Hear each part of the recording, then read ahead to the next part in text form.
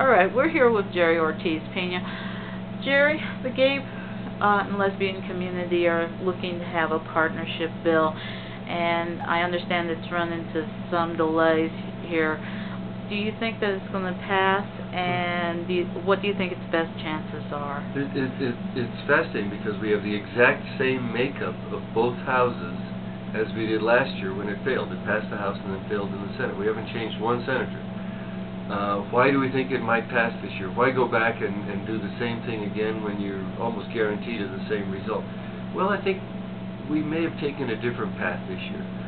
Last year, the only reason we had a chance to vote on it on the floor was because the Senate Judiciary Committee, the Lawyers Committee, which was not for the bill. They were opposed to the bill.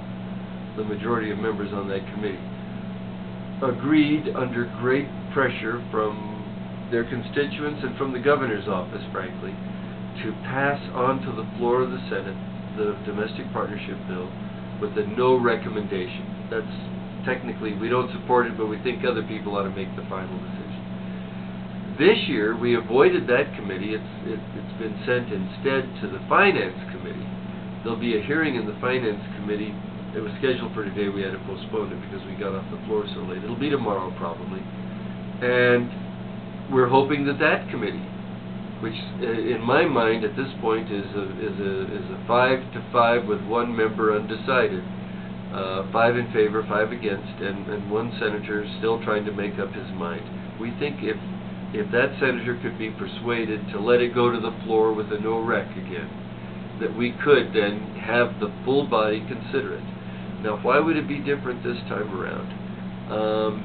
Because last year when it got to the floor, it lost by 4 votes, 25 to 17. If 4 senators had voted the other way, it would have been a 21-21 tie.